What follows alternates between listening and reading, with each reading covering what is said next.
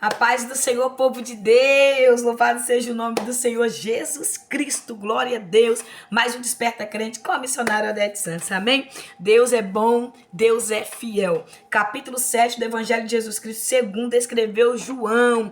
Você que se inscreveu no canal, seja bem-vindos para a glória de Deus, que Deus possa falar muito ao seu coração. Você que já está inscrito, que Deus continue te fortalecendo e te abençoando para a glória do nome dele. Estive orando hoje no monte por nós, orei por vocês, pela causa que algumas pessoas mandam para mim nos comentários, algumas pessoas que falam, né, que conversam ali. Às vezes não dá tempo de eu responder tudo, mas eu sempre faço questão de ler, amém? Deus é bom o tempo todo e Deus está nos dando força e eu estou orando por vocês e sei que vocês também estão orando por mim. Deus abençoe, amém? Então vamos lá. A falta de fé dos irmãos de Jesus. Capítulo 7 já entra falando sobre a falta de fé dos irmãos de Jesus Cristo. Sobre a incredulidade. Eles não criam que Jesus era o Messias. É um contexto que a gente entende que muitas vezes dentro do nosso lar, talvez alguém não dá crédito à sua chamada. Talvez alguém não acredita em você. Eu até deixei um vídeo sobre isso aqui. E Jesus viveu isso aqui. Jesus viveu isso aqui. Só que, porém, Jesus foi até o final. Então, a gente vai entender nesse capítulo aqui, 7. Jesus é abandonado, Jesus é rejeitado, caluniado, amaldiçoado, acusado, perseguido, mas cumpriu o propósito, aleluia, exemplo de superar todas as dificuldades, tudo aquilo que acontece no ministério, na chamada, na convocação. Nós não teremos vida fácil quando nós somos chamados pelo próprio Deus para viver o propósito que Ele nos confiou, amém? Deus é bom, vamos orar. Senhor, eu quero externar minha gratidão ao Senhor, muito obrigada por tudo que o Senhor tem feito na minha vida e na vida dos meus irmãos, pela companhia de cada um desses guerreiros, dessas guerreiras que estão aqui, Pai, firmemente no propósito de aprender um pouco mais com o Senhor. Neste momento nós nos colocamos em tuas mãos. Nesse capítulo 7 eu sei que o Senhor vai falar profundamente aos nossos corações, porque eu acredito num Deus que revela a tua boa vontade. Aperfeiçoa em nós, ó Pai. Aperfeiçoa o teu conhecimento, a tua vontade, o teu querer. Abre nosso intelecto, o nosso entendimento para aprendermos mais com o Senhor, no nome de Jesus. Amém? Esse capítulo 7, Jesus está chegando aqui, ele está descendo para a Judéia, não, ele está descendo para a Galileia, como a gente viu desde o capítulo 4, ele está indo para a Galileia, chegando em Galileia, porque ele saiu da Judéia, porque na Judéia, os fariseus, né, os judeus ali religiosos, os saduceus, queriam matá-lo. A inveja que estava causando o ministério de Jesus era muito grande, e o desejo deles era matar Jesus, então eles ficavam às espreitas, armando para matar Jesus. Então Jesus sai da Judéia e desce para Galiléia. Então ele prefere andar pela Galiléia do que passar pela Judéia, porque ele sabia o que estava sendo maquinado pela liderança ali, pelos aqueles governadores, pelas aquelas pessoas ali que eram os governantes, as autoridades de Jerusalém, queriam matar Jesus.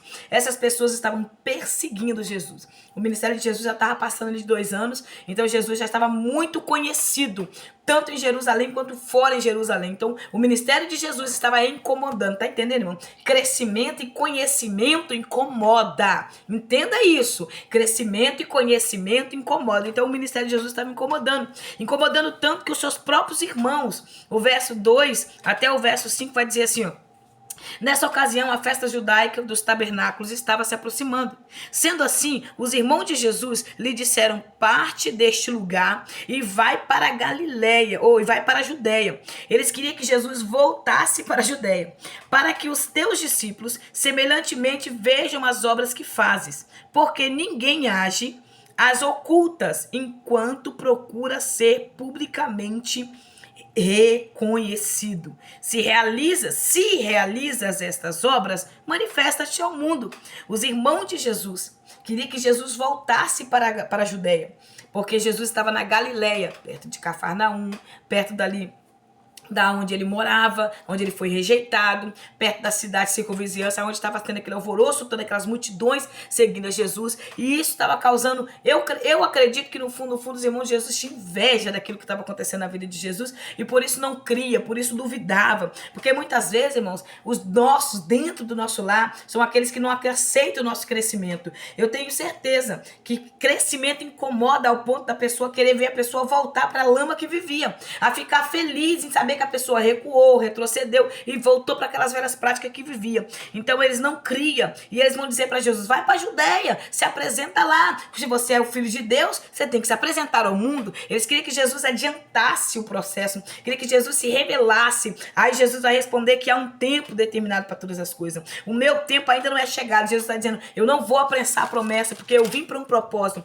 Aqui no capítulo 6, a gente também falamos sobre isso, sobre as pessoas que queriam levantar Jesus ali como rei, a pulso, funcionar Jesus, para tirar Jesus do propósito. Aqui os irmãos estão fazendo a mesma coisa, tentando tirar Jesus do alvo, do foco, tentando tirar Jesus do propósito que Jesus veio cumprir. Muitas vezes é isso que acontece, até os nossos perto, amigos, parentes, conhecidos, né, tentam tirar a gente do foco, porque tá vendo que tá indo conforme Deus quer. Então a gente precisa entender isso, há um tempo determinado. Jesus fala, o meu tempo ainda não chegou. Ele sabia que não chegou o tempo dele, porque há esse tempo determinado. E Jesus vai dizer para vocês, qualquer tempo é tempo, qualquer hora é hora. Para mim não, eu tenho um tempo determinado. Você tá entendendo?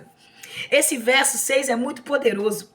Qualquer hora é correta pra gente. A gente quer fazer tudo no tempo fast food, chegou, fez. Jesus está dizendo, o meu tempo ainda não chegou. Para vós, porém, qualquer hora é correta. Qualquer hora é momento. É assim que a gente somos, irmão. Aqueles somos imediatistas. Mas Jesus não. Deus não. O tempo de Deus é o tempo de Deus. É diferente do nosso. 1 Pedro, capítulo 3, 2 Pedro, capítulo 3, versículo 8 e 9, diz assim, que um dia para o Senhor é como 1000 anos.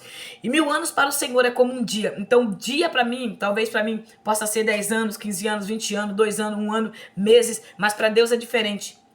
Para Deus, o tempo dele é diferente do nosso. Então, Jesus vai responder para os irmãos deles que o tempo dele é diferente. Que festa é essa que Jesus está se aproximando, que o texto diz aqui no verso 2, que está se aproximando? Era a festa dos tabernáculos.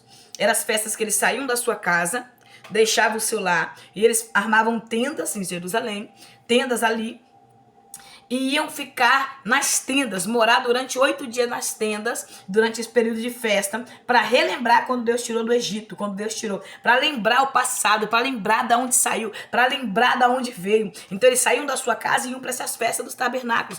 E essa festa era uma festa muito conhecida, trazia muitas pessoas de tudo quanto é parte. Então era uma festa que ali tinha muitas lideranças, ali tinha muitos governantes, ali tinha muitas autoridades, e ali era uma festa muito falada, muito famosa. É uma das 3 festas, que é onde os judeus sobem até Jerusalém.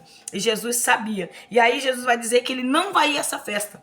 Os irmãos, os discípulos de Jesus vai chamar ele para estar indo. E ele vai dizer que ele não vai a essa festa. Mas ele vai depois, secretamente. Porque tudo tem um tempo certo. A verdade nos conhece. Jesus fala o verso aqui, 7. O mundo não pode odiar-vos, mas odeia a mim, pois eu dou testemunho de que suas obras são mais. A verdade, irmãos, nos conhece. A verdade nos confronta. É por isso que muitos de nós corremos da verdade. Muitos correm de Jesus, não aceitam, porque a verdade, ela te confronta, ela te conhece. A verdade, ela te esquadrilha. A verdade é como um espelho na sua frente para dizer aquilo que você é, aquilo que você pensa. Eu posso sentar aqui e falar o que eu quiser, mas a verdade me conhece. Eu posso sentar aqui e dar uma de santarrona, dar uma de santidade, sem viver santidade, mas a verdade me conhece. Ela me conhece. Então Jesus fala que não vai à festa, subiu ao mundo, mas ele vai secretamente, porque das multidões que o seguiam, que o apertavam. Jesus não ficava mais escondido, porque não tinha como, Jesus já era conhecido.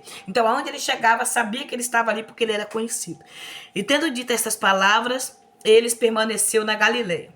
Aqui o verso 10 em diante vai mostrar Jesus como mestre celeste, como mestre divino, como mestre do céu, como filho de Deus. Mas após seus irmão terem subido, então ele também subiu para a festa, não abertamente, mas em segredo. Então os judeus procuravam na festa e especulavam onde está. Os judeus estavam na festa especulando onde está ele, queria prender Jesus. O objetivo deles era matar Jesus, né? Então tudo tem o seu tempo determinado para acontecer, tudo tem o seu tempo, né? A gente precisa entender que não é todo lugar, mas é a companhia. Nós precisamos ter esse discernimento. Também subiu para a festa, não abertamente. Muitas vezes a gente quer estar no meio de muitas pessoas e é o momento da gente estar escondido, guardado. O verso 10 está dizendo, ele também subiu para a festa, não abertamente, porém Jesus subiu só. Jesus não foi no meio da multidão, Jesus não foi com todos os discípulos, todos eles foram na frente, Jesus foi atrás. Tem momentos que vai ser necessário você se afastar um pouco para entender. Tudo é no tempo de Deus. E a companhia, às vezes, é só de Deus. Amém? Então Jesus vai subir, né? A fúria dos judeus é tão grande que eles começam a perguntar ali, cadê ele? Cadê ele? Ele tá aqui. Durante o período da festa, ele tá perguntando de Jesus, só que eles não acharam Jesus. Eles contavam que Jesus subiria junto com os discípulos. Eles contavam que Jesus chegaria lá junto com os discípulos. Mas os discípulos chegam, a multidão chega, mas Jesus não está junto, amém? Então havia ali uma grande murmuração entre o povo. O povo falava a respeito dele. Olha o que era comentado a respeito de Jesus. Alguns falavam, ele é bom, e outros falavam, não, ao contrário, ele ilude o povo. É assim. Os dias atuais é assim. Alguns acreditam na nossa vida com Deus e outros não acreditam. Aqui uns davam testemunho, não, ele é um bom, ele é um homem bom, ele é um profeta, ele é o Messias. E outros diziam, não, ele está iludindo o povo, é um falso profeta. Não, é um engano. Então é assim, irmãos. A gente precisa entender que nos dias atuais que nós vivemos, no nosso tempo, na nossa geração, vai ter pessoas que vão acreditar no meu ministério, vai ter pessoas que vai descredibilizar meu ministério. Vai ter pessoas que vai crer que eu sou uma serva de Deus, mas vai ter outros que vai descredibilizar e dizer que eu não sou serva de Deus, porque aconteceu com Jesus, o mestre, o filho de Deus. Não vai acontecer comigo? Uma pessoa falha? Então a gente precisa entender isso. Todavia, ninguém falava dele ao público, porque as pessoas tinham medo dos judeus prender, eles tinham medo dos judeus. Os judeus estavam caçando Jesus como agulha no palheiro. Eles estavam caçando, eles queriam achar Jesus de qualquer maneira para prender. Então as pessoas, as suas opiniões, as pessoas não falavam. Tem alguém assim que sabe que Jesus é o caminho, sabe que Jesus é a vida, sabe que Jesus é a solução, mas tem a opinião sobre Jesus, mas não quer dar, porque tem medo da retaliação, tem medo dessa justiça corrupta que nós vivemos, tem medo dessas leis malignas contra a igreja. Então tem pessoas que sabem que Jesus é o caminho, sabem que precisa entregar sua vida para Jesus, mas preferem viver se ocultando, se escondendo de uma realidade nítida, que não tem como se esconder, né? Ele é o Filho de Deus e só através dele nós receberemos essa salvação. Então tem pessoas dizendo, ele é bom, ele é misericordioso, ele é gracioso, ele tem graça, mas não quer um relacionamento com Jesus. Todavia, ninguém falava dele em público, por medo dos judeus. Assim próximo da festa, Jesus subiu ao templo para ensinar. Aí, próximo da festa, Jesus se revela. Ele vai chegar no templo e vai ensinar. Ali ele vai começar a cumprir o propósito, mais uma vez, como servo de Deus. E os judeus maravilhavam. Aí os judeus olhavam e não entendiam de onde vinha aquela sabedoria. E olha o que eles falam. Como sabe este homem letras, sem nunca ter estudado? A sabedoria vem do alto, irmão. Sabedoria vem do céu. Aleluia. Conhecimento é coisa da terra, né? Eloquência, você pode ser muito estudado, você pode ter muitos diplomas, mas a sabedoria vem do céu. Então eles não entendiam como que Jesus podia ensinar daquela forma, instruir daquela forma, com tanta sabedoria, com tanta graça e tão profundo na palavra, se para eles Jesus não estudou ali no colégio deles, Jesus não foi ensinado por os fariseus, Jesus não foi ensinado ali pelos sacerdotes, pelos líderes religiosos. Então eles não entendiam de onde vinha aquela sabedoria. É isso que o inferno tem raiva, porque Satanás tenta confundir as pessoas para não crer, porque não consegue entender como um analfabeta como eu, como uma pessoa que veio da onde veio, Jesus tem usado, uma pessoa como você, uma pessoa como homens e mulheres de Deus que Deus tem levantado desse tempo para usar, sabe? Que não tem a sabedoria de homens, mas tem sabedoria do céu. Aleluia! Porque muitas vezes a gente acha que a letra causa, não, mas Jesus tinha tudo completo nele, sabedoria do alto, Jesus era letrado, inteligente em todas as áreas. Então por isso, irmão, busca inteligência, irmão, busca estudar, busque melhorar, busque se aperfeiçoar no seu chamado. Para com esse negócio, não, a minha teologia é só o joelho. Para com isso, vai fazer um curso de teologia básico, vai fazer um curso médio, vai fazer um curso avançado, vai se dedicar aos ensinos, aos estudos, vai procurar conhecer as pessoas, busque estudo, irmão, mas leia a Bíblia todos os dias, busque na Bíblia as respostas para tudo, mas faça isso, procure se aperfeiçoar naquilo que Deus te chamou. Há pessoas muito religiosas que acham que não precisa ler Bíblia, que não precisa sim buscar conhecimento. Jesus nos deixa um grande exemplo aqui de sabedoria, de deixar aquelas pessoas sem entender e causar até inveja com a graça que o Senhor tenha derramado sobre ele, e é porque ele é Deus, né? Respondeu-lhe Jesus, a minha doutrina não é minha, e sim daquele que me enviou. Jesus está dizendo, a doutrina que eu ensino, a doutrina que eu vivo veio de Deus, veio do céu. Você está entendendo? Porque tem tanta gente vazia nos dias atuais, porque tem as suas próprias doutrinas, tem seus próprios direcionamentos. Agora, quando aquele é doutrinado, é direcionado pelo céu, é diferente, irmãos. A doutrina do Senhor é diferente, vem do céu, vem do alto, vem enviado pelo Pai das luzes, vem enviado pelo próprio Deus. Jesus aponta para quem o enviou e a profundidade do seu ensino. Ele mostra mostra a profundidade, a raiz que ele tinha nele, em Cristo, em Deus, né? O Cristo, aquela raiz em Deus e aprofundado nessa doutrina maravilhosa, que é a que a gente vive, a doutrina da palavra de Deus, irmãos. O ensinamento da palavra é algo muito precioso, apesar que nós estamos vendo homens distorcerem a verdade, ensinando seus próprios princípios, seus próprios jeitos de agir, mas é a palavra que liberta, que transforma e que cura. Se alguém desejar fazer a vontade dele, conhecerá a respeito da doutrina. Então, faz a vontade do Senhor, verso 17, que você vai conhecer a doutrina do céu. Faz a vontade de Deus, que Deus revela a vontade dele, gente. Acabou, não tem mistério. Faz a vontade do Senhor e o Senhor revela a vontade pra gente. Muitas pessoas ficam procurando, eu vou fazer curso de não sei o quê para me entender a vontade. Não, faz a vontade de Deus na sua palavra, que Deus vai revelar a vontade dele. Se vem de Deus ou se eu falo por minha própria autoridade. Tá dizendo, faz a vontade que Deus vai revelar. Conhecemos Jesus, irmãos, quando fazemos a vontade de Deus, quando se entregamos a Deus, quando se entregamos à vontade do nosso Senhor Jesus, porque Ele é Deus. Há pessoas que falam, eu creio em Deus, mas não creio em Jesus. Eu creio em Jesus, mas não creio em Deus. Não tem como, irmão. Ele é Deus, Deus único. Ele é Deus poderoso, nós temos que crer nele. Então vamos lá. O pregador, o pastor, o líder, o missionário, todos aqueles que foram levantados pelo Senhor Jesus Cristo. Preste atenção. Esse versículo 18 diz assim, aquele que fala por si mesmo está procurando a sua própria glória. Mas o que procura a glória de quem o enviou, esse é verdadeiro e nele não há injustiça. Todo pregador, todo cantor, todo dirigente, todo pastor, todo aquele que fala que serve a Deus, precisa ter Jesus no centro da sua vida. Jesus é o centro da mensagem, Jesus é o centro do louvor, Jesus é o centro da igreja, Jesus é o direcionamento de todas as áreas. Então, se você vê pessoas cantar a si próprio, pastores liderar a si próprio, dizendo só de si, e Jesus está do lado de fora, não está na direção do Senhor, porque a gente procura a glória de Deus e não a glória do homem. A gente procura a glória do Senhor, não nossa própria glória. Não foi Moisés quem vos deu a lei? Aqui começa uma discussão, porque eles estavam perseguindo Jesus por Jesus curar no sábado. Jesus cura, né, aquele homem coxo, ele pega o teu leito, levanta e anda e vai. Então Jesus cura aquele homem e aqui está essa perseguição por Jesus curar este homem no sábado. Então ele está dizendo, você circuncisa um homem no sábado e eu não posso curar no sábado? Hipócrita, Jesus chama eles de hipócrita. O verso 22 diz, por causa de Moisés, até dar a circuncisão, embora ele não tenha vindo de Moisés, mas sim dos patriarcas.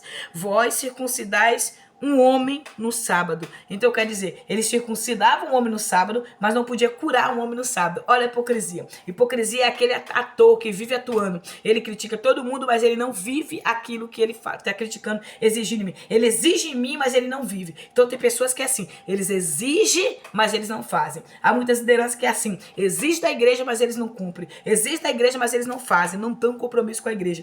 Então aqui, Jesus está trazendo essa reflexão que ele é um mestre celeste. Ele vai mostrar sua autoridade. E vai falar no verso 24 também. Não julgueis de acordo com a aparência, mas decide com justo julgamento. Ele está dizendo, ele não julga de acordo com o que ele vê. Ele já julga de acordo com o que ele conhece. Então é isso que acontece. Muitas vezes a gente está julgando de acordo com o que a gente vê, mas o Senhor conhece a intenção do coração do homem. Mas decidir com justo julgamento. Então a gente precisa entender isso.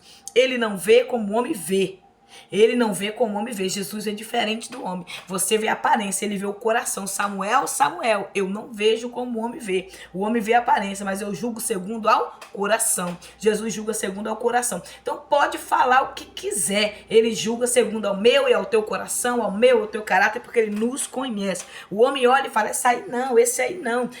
Esse é isso, esse aquilo. Mas Jesus não. Jesus olha e diz, esse eu dou testemunho, esse eu conheço, porque eu sei do coração dele. Então Jesus é o Messias. Jesus é a verdade. Do verso 25 em diante, começa um diálogo entre o povo. O povo continua falando de Jesus. O movimento estava voltado para Jesus. Só falava de Jesus. Então, pensa aí, do capítulo 1 até esse capítulo 7, Jesus vem fazendo coisa extraordinária. O tempo está passando e Jesus é assunto em tudo quanto é lugar. Então, alguns de Jerusalém diziam, não é este aquele a quem procura matar? Não é esse aqueles que os judeus procuram matar? Aonde Jesus está? Jesus está ensinando no templo. Então ali o povo estava falando, mas ele não está sendo procurado para ser morto? Os judeus não querem matar ele? Como é que ele está ensinando aqui dentro do templo? Que autoridade é essa? Que propósito é esse? Que ele está correndo risco aqui dentro do templo. Então começou aquela murmuração no meio do povo. O povo, observai, ele fala atrevidamente. Ele fala com ousadia, verso 26. Ele fala atrevidamente, ele fala com ousadia, e eles não diziam nada. Será que as autoridades reconhecem que ele é verdadeiramente o Messias? Porque eles não diziam nada. Jesus pregava com autoridade, com ousadia, e eles ouvindo, mas eles não conseguiam pôr a mão de Jesus, porque não era o tempo. Entretanto, nós sabemos de onde este homem. Quando o Cristo vier, ninguém saberá de onde ele é. Então Jesus, enquanto ensinava no templo, proclamou: vós não somente me conheceis, como também sabeis de onde eu sou. Então eles estão dizendo: será que eles não vão parar ele, não vão prender ele? Não é ele que está sendo procurado, não é ele que está sendo perseguido. E Jesus entra falando: vós me conhecem. Irmãos, quem é do alto, quem é do céu conhece o Senhor. Quem é do alto sabe quem fala em nome de Jesus, sabe quem está na carne, sabe quem não está. A gente conhece porque a gente sente essa graça poderosa, essa presença dele em nós, mas eu conheço porque venho dele e por ele fui enviado. Então quem está em Jesus conhece e sabe as coisas que vêm de Jesus. Por isso procuravam prendê-lo, mas ninguém lhe pôs a mão, pois ainda não era chegada a sua hora. Não era chegada a hora de colocar as mãos de Jesus, de prender e matar Jesus. Muitos que estavam na multidão acreditaram nele e afirmaram: quando o Cristo vier, fará porventura mais sinais do que este homem? Não tinha como. Eles estavam vendo grandes sinais que Jesus fazia, maravilhas que Jesus fazia. Então eles falavam: é o Cristo que nós esperamos, não tem como ser outro, não tem. Aí eles vão enviar. Quando os fariseus ouviram a multidão falar que ele era o Cristo, a multidão estava dizendo que ele era o Cristo. Quando os fariseus, sacerdotes, fariseus e os judeus ouviram isso, se desesperaram e enviaram guardas do templo: prende ele.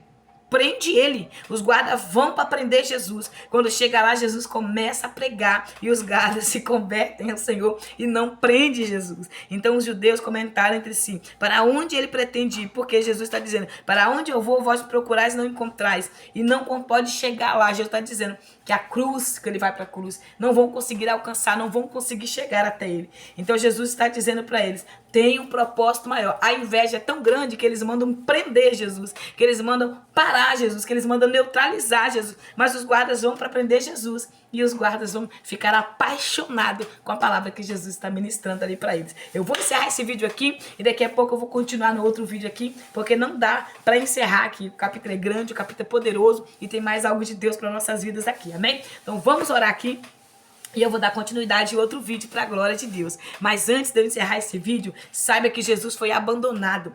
Saiba que Jesus foi rejeitado. Saiba que Jesus foi amaldiçoado. Acusaram Jesus que ele tinha demônio. Veja o verso 20. O verso 20 diz: contestou o povo: tu estás com um demônio. Quem está procurando matar-te? E Jesus falava: vocês me procuram matar, os judeus. Então o povo vai dizer que Jesus estava endemoniado. O povo que estava querendo milagre, estava querendo sinais, estava querendo prodígio, estavam dizendo que Jesus estava endemoniado, porque no meio havia pessoas infiltradas ali para parar Jesus, para neutralizar Jesus. Então, independente do que você vier vivendo neste momento e passando, cumpra o propósito.